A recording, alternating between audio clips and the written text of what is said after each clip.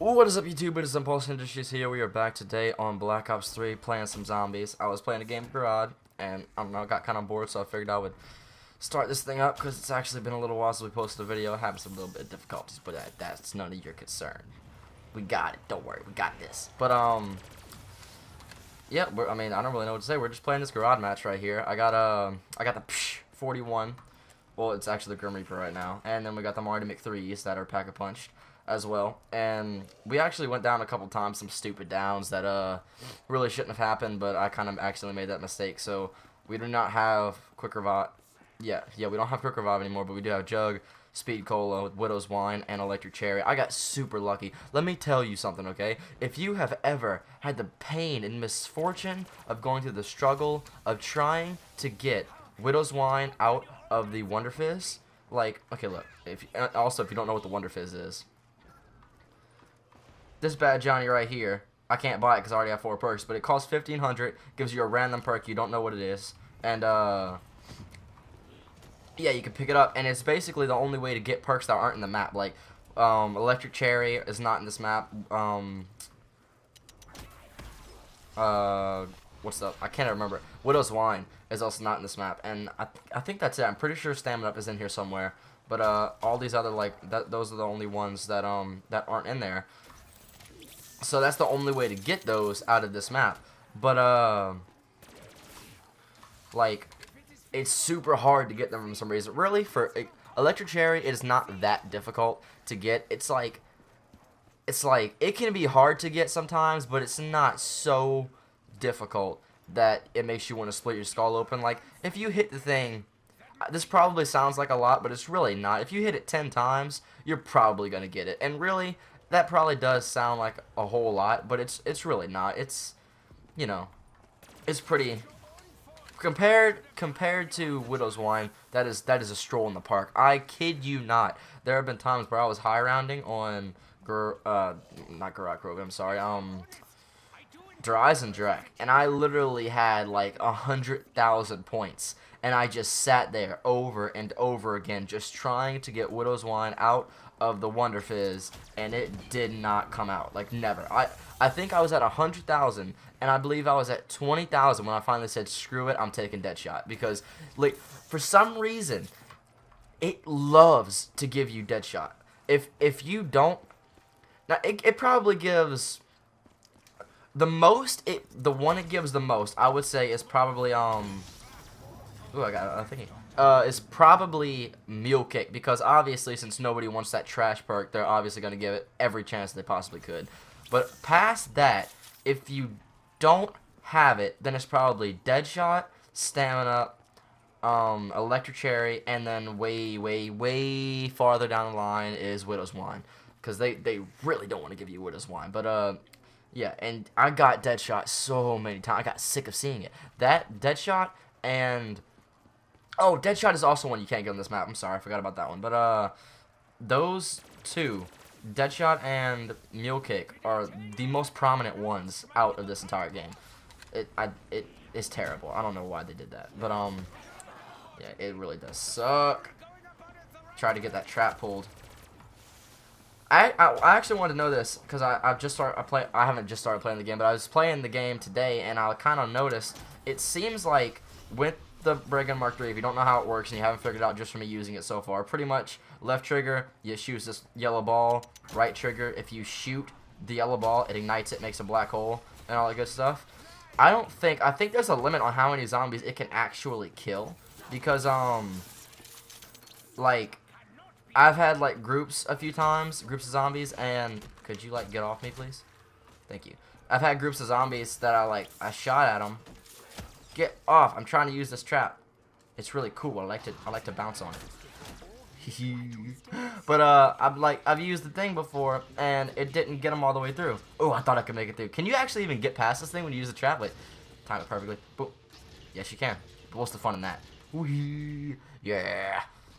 I remember one time, right when we finished the Easter egg, the group we finished the Easter egg with, we all had wings. Because I don't exactly know how it works. I think, like, after a certain amount of time, or a certain amount, I think, oh wait, no, I think I do remember. I think if you use every dragon station, like every Actually, let's see if we can do that in this video. I think if you use, I obviously used that one before, but if you use every area to use the dragon, then I think that's where you get it, and you can pick up the wings. Obviously, it's really dark in here. I can't tell you, when I first started playing this game, when I realized that this little tunnel right here is the giant's arm, like there's a crashed giant on this map, right there actually. When I found out that that was his arm, it actually blew my mind. I was so impressed. I was like, wow, that's so cool. What's over here? Oh, a gobblegum machine. Oh, and the bomb step, the dreaded Bob step. The dreaded Bob step.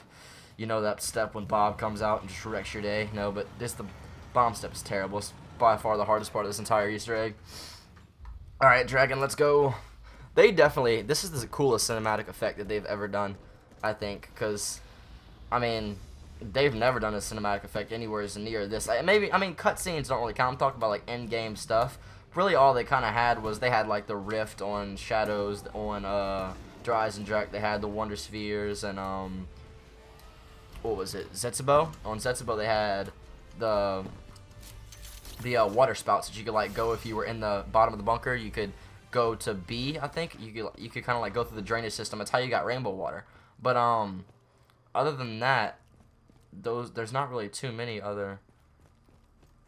Actually the going into the Apothecon on Revelations is a pretty cool cinematic effect. I don't even think I ever got this. Yep, I was not going for even the gauntlet on this one. Pick up that egg. Yeah, it's definitely the coolest cinematic effect right here. I remember one time we were playing this map, and I went down in there, like where I jumped down from, and as I was down, I crawled into this little sewer system, and I was down. I flew all the way across the map, and I landed right here. My buddy just picked me up. It was so funny. I think he's got a video of it on his deal, but I don't know. I'd have to check later. Let me see. I don't know how many zombies. Oh, I think we only have one zombie left. Yeah, because I was at the end of the round. Excuse me. Alright. I wonder what, out of all the maps, I wonder what was the most difficult to create. And I think a lot of people would say it's Revelations just because of it's a lot of different maps and it's, you know, it's pretty big. But I think I would say this one, Gorod, is because, like, Shadows was obviously really like, what's the word? It was very detailed. Like I was very impressed with how detailed Shadows really was. But they had a lot of time to work on Shadows. Shadows was, you know, the first map. So like once they knew they were gonna start working on zombies, they had the time to make the map, obviously. So they had a lot of time. But as far as the DLC seasons go, you know, like Dreisendrach was pretty good and was pretty detailed. And Zetsubo, I think Zetsubo was actually the least detailed. Not least detailed, but probably the easiest to make, just because it wasn't like, you know, Dreisendrach was a castle and they had like ruin everywhere because it had been in siege, and like they had to have like the castle architecture. And Gorod Krovi, the reason I think it's the most difficult is because obviously you have that whole cinematic effect that they have to take into account when using the dragon, and you have to have all the architecture of like all the buildings that are in, because this map is primarily just buildings. There's not really too many outside areas, so they have to have like all of the architecture for those buildings, but then they have to have everything inside of the buildings too. Like all this clutter right here, everything that just fills in the entire map, that's the entire map, as opposed to Zetsubo where you have like a lot of outside woods, and really all they had to do was throw some rocks and some trees here and there. And I could be wrong. I mean, Zetsubo could have been by far the hardest one that they made, point blank period, but for some reason I think that it was the easiest. But yeah, I think the reason I do think Gorod is above Revelations, I'm putting right under Zetsubo. I think the tier goes Zetsubo, Revelations. The maps were so annoyingly named. Dreisendrach is so freaking long, and then Gorod Krovi, huh? And get him. I don't know what to do. I'm gonna kill this guy so we can have some action. But I swear these dragons follow you around. It's so annoying. It would suck if you could not use your shield to get through them. But I would say I think everybody would go with Revelations, like instinctually first of all, but I don't think that you really it was just because it was other maps. Like they had parts that were obviously probably like pretty new and not that easy to make, but they probably did get to copy and paste some stuff, you know, like it wasn't like they built the map completely from scratch, not my opinion anyways, you know, they obviously and they had to take apart the map a little bit, but they just kind of copy and pasted and then like moved the stuff around. Like obviously the Dryzen Jack pyramid is not the same in Revelations, it is different, but all they had to do was, you know, make up for that effect and everything like that. So in my opinion, I could be wrong about that too, but in my opinion that one isn't as hard as it would have been if they would have had to make the whole thing from scratch. But the reason I put Gorod Krovi above Dryzen Jack is, I don't know, Dryzen Jack, while it had to have like obviously the castle architecture and everything like that, I feel like Gorod Krovi just has more of the buildings. You know, like they have the first building that's 3 stories tall, and they have to have, you know, they have to fill in that entire map. They've had to make everything, like all of this and just everything for 3 stories and multiple buildings too. It wasn't just one building. And like you got the giant that's crashed over, and you have like everything. You got the library with all the books and like the bookshelves and everything like that. I don't know, for some reason it just gives me that vibe that it had a lot of just work put into it for some reason. And I know they all did, but for some reason, I don't know, I think Gorod Krovi it might actually be my favorite map, to be perfectly honest with you. I love to death Dryzen Jack. I played that map more than I played any of the other maps by far, for sure, no question, like hands down. But I don't know, for some reason I think this one is my favorite map, and I really do love, opposed to some other games where they have maps that I really didn't even like. I don't think there were any maps made in Black Ops 3 that I did not like. Like, I don't think, obviously my favorite map of all time is not on this game, but they really did have some really solid maps, and I think, you know, a lot of people probably really didn't like Zetsubo no Shima, but I feel like that hate's kind of a little bit misplaced, just because I think a lot of people didn't like it because, you know, the Easter egg was really easy, and what was the other reason everybody didn't like it? Oh yeah, and the Easter egg was super easy, and then the setup was super long and difficult. Like on this game, you know, respectively, if you got kind of lucky, you could get set up in a good 15 minutes, maybe 20. You know, like it's not that long. It's not short, but it's not that long either. But I mean, on Setsubo no Shima, to really get set up and really get going, it probably takes you a good hour and a half, no question. Like, because you have to go through all the steps to make the KT4, which in and of itself, if you were somehow, I don't even know how it's possible to like how fast it possibly is to make the gun, because I know they have, but I know for a fact that they have you have to have at least 3 rounds of watering a seed to get the upgraded version, and that's not including like if the drop that you need, because you need like a little vial, if that drops or not, you know, that's all very important for how long it takes and all that stuff. So it just, I don't know, it took so long, and that's why it was so annoying. But I really do think it's a cool map. Like, we never really had because most of that map is outside, and we never really had, most of our maps are kind of like centered around buildings, you know, like you got the theater from Kinder Toten, you got the Pentagon from 5, and you got the launch site from Ascension, and the Alcatraz on Mob of the Dead, and you know, all these different things. So I think it was really cool just to see like all of like the majority of everything just kind of be outside, and I think it was a really cool map. It just, you know, it kind of got a lot of bad rep just for the things inside of it, how long it took, obviously, and the Easter egg. The Easter egg was honestly so, like, if you didn't do the Easter egg, then I don't know what your opinion on the map is. You might think it's the best one ever, and you might love it to death. I'm actually going to use this Dragon Strike, which I never do. I don't think, like, I could probably count on my hand. Well, actually,